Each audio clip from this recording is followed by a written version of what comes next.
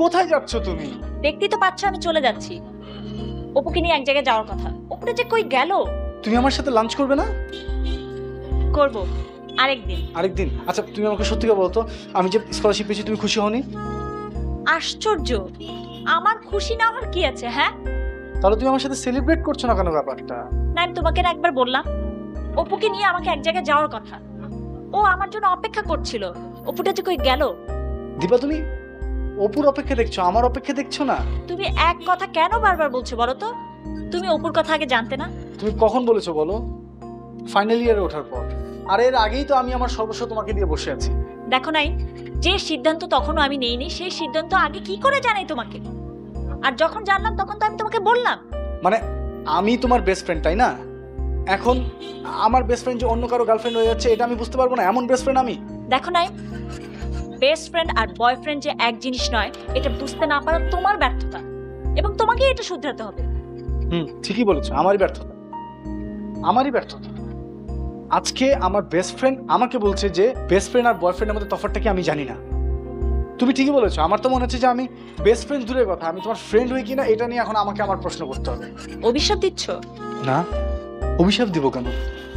তাহলে অপু যে স্বপ্নবাদ ছেলে, ওর স্বপ্নের সাথে তোমার তোমার রিয়েলিস্টিক লাইফটা কতটুকু ম্যাচ করে, ওর ফিউচার, ওর কালচার, ওর অ্যাটিটিউড সবকিছু মানে একবার চিন্তা করে নিও দীপা। তুমি যখন বলছো অবশ্যই আমি ভেবে দেখবো। আর কিছু বলবে? না।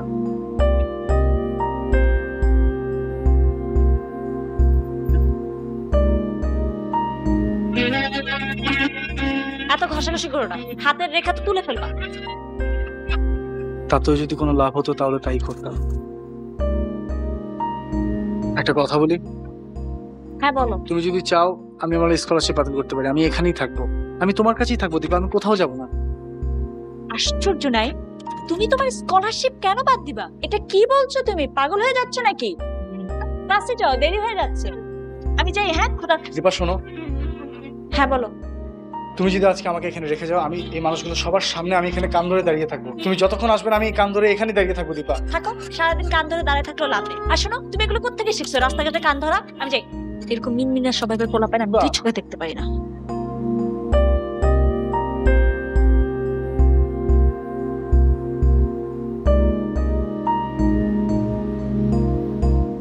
আরে তুমি এখানে? আমি পুরো দুনিয়া খুঁজছি। লক্ষ্মী ছেলে এখানে বসে আছিস। চলো চলো চলো, খেতে চলো।